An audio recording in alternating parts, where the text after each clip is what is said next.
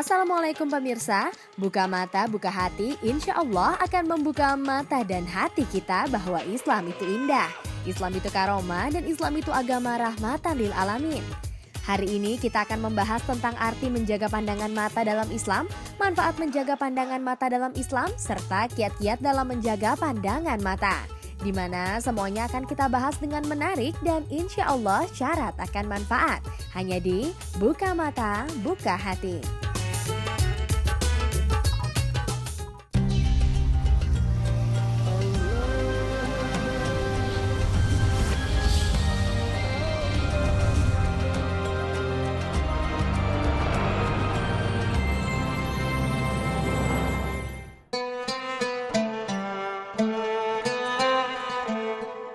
Manusia diberi anugerah melalui mata dari Sang Pencipta Allah Subhanahu wa Ta'ala untuk melihat betapa indah ciptaannya.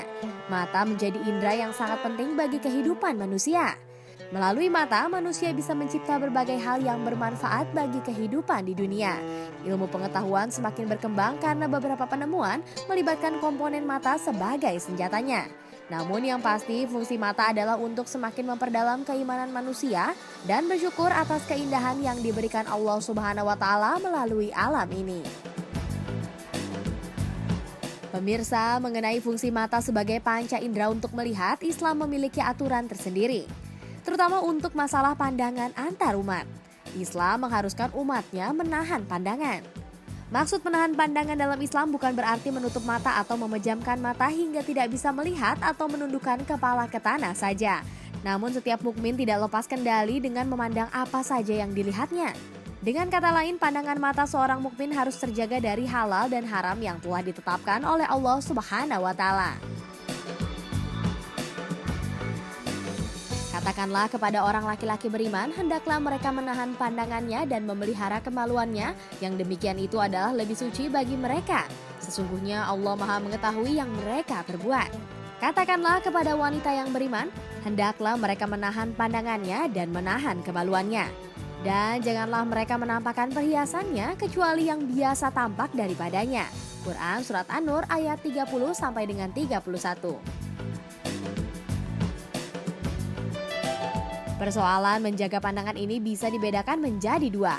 Pertama, masalah pria memandang wanita. Kedua, masalah wanita memandang pria. Dalam masalah pria memandang wanita, ada yang berpendapat tidak boleh sama sekali kecuali pandangan seketika yang tidak sengaja atau karena terpaksa. Tapi ada juga yang berpendapat boleh jika tidak dengan syahwat. Sedangkan masalah wanita memandang pria, dalam perkembangannya ada dua pendapat utama mengenai perintah menjaga pandangan bagi wanita terhadap pria.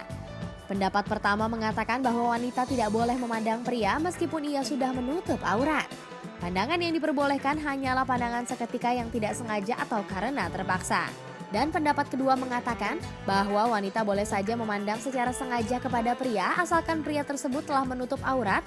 Hanya saja apabila kemudian timbul fitnah, maka saat itu juga pandangan mata harus dipalingkan. Pandangan mata akan melahirkan manfaat dan faedah tersendiri, yaitu mencari ridho Allah Subhanahu wa Ta'ala dan mematuhi perintahnya. Inilah yang menjadi sebab bertambahnya iman dan kebahagiaan hati. Allah akan memberi ganti berupa iman yang ada di dalam hatinya. Ia yang menjaga pandangan mata tergolong orang yang mengunci masuknya sesuatu kecemasan yang berasal dari godaan setan. Dan ia pada gilirannya akan menyinari akal dan hati. Oleh karena itu datangnya ayat-ayat tentang cahaya setelah ayat-ayat tentang menjaga pandangan mata. Menjaga pandangan mata itu juga bisa digolongkan menyimpan kemenangan dan keselamatan dari kesesatan dan kehancuran hati. Ketika memerintahkan kita untuk menahan pandangan, maka sesungguhnya seseorang itu menjaga jiwa manusia. Barang siapa yang menggunakan penglihatannya untuk memandang semua yang ada di sekelilingnya, maka hatinya akan merasa lelah. Barang siapa yang banyak pandangannya, maka banyak pula waktu-waktunya yang telah hilang dan kelelahannya pun akan semakin berkepanjangan.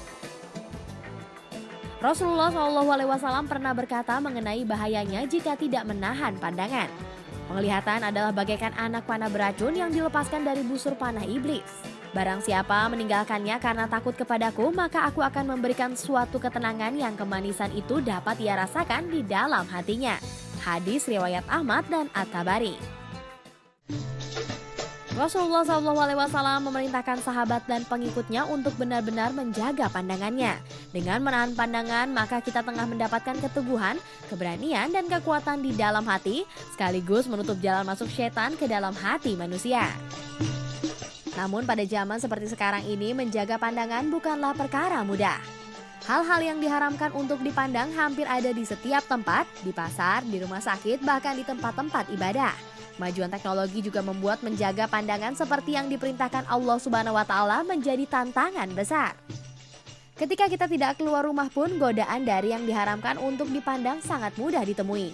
Majalah, koran-koran, televisi hampir setiap detik memperlihatkan gambar atau tayangan yang bisa merusak keimanan. Yang paling sulit bagi kita tentu saja menjaga pandangan dari keindahan wanita. Bagaimana para lelaki tidak terjebak pandangannya karena wanita yang aslinya merupakan keindahan kemudian bertambah keindahannya tatkala para wanita tersebut menghiasi dirinya dengan alat-alat kecantikan dan lebih bertambah lagi keindahannya jika yang menghiasi adalah setan yang memang ahli dalam menghiasi para wanita. Bahaya tidak menjaga pandangan adalah akan membawa kita pada perbuatan yang dilarang atau perzinahan.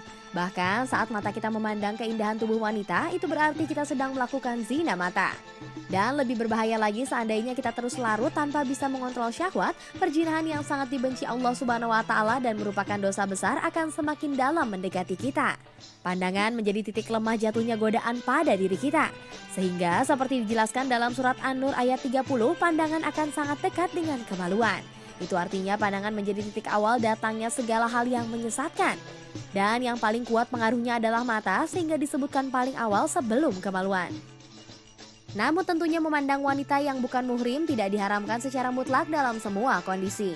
Dalam kondisi-kondisi tertentu memandang wanita yang bukan muhrim diperbolehkan, seperti seorang dokter yang akan mengobati pasien wanitanya, seorang hakim yang akan harus mengenali wanita yang sedang menjalani persidangan, dan beberapa pengecualian lainnya. Namun dalam kondisi-kondisi itu pun niatan dalam Islam harus tetap dijaga sehingga memandang mereka saat itu tidak membangkitkan syahwat. Tapi ketika pandangan kita sudah memasuki syahwat, maka setiap muslim harus sesegera mungkin melakukan taubatnya. Bahkan Allah Subhanahu wa Ta'ala secara khusus memerintahkan pertaubatannya dari tidak menjaga pandangan mata, sekaligus memperingatkan bahwa tidak menjaga pandangan bukan perkara yang mudah. Sebaliknya, Allah Subhanahu wa Ta'ala mengingatkan pandangan mata merupakan awal dari berbagai macam malapetaka. Rasulullah SAW pernah mengingatkan sahabatnya untuk memalingkan pandangan ketika melintasi seorang wanita yang bukan muhrimnya. Janganlah engkau susuli pandangan dengan pandangan lagi, karena yang pertama adalah bagianmu dan yang kedua bukan lagi bagianmu. Hadis riwayat Ahmad. Dari semua penjelasan tadi, arti menjaga pandangan dalam Islam sangat jelas, yaitu dilarang memandang aurat orang lain, perempuan bagi pria dan pria bagi perempuan yang bukan muhrim. Baik yang tidak ditutup ataupun tertutup, baik pandangan syahwat itu mengandung syahwat ataupun tidak. Sementara memandang lawan jenis dengan tujuan memuaskan nafsu ataupun memandang lawan jenis yang bisa menimbulkan fitnah juga dilarang. Sedangkan pandangan seketika yang tidak sengaja terhadap lawan jenis masih dimaafkan, ataupun memandang aurat yang bukan muhrim bagi sebagian orang diperbolehkan bila sifatnya darurat. Buka mata, buka hati.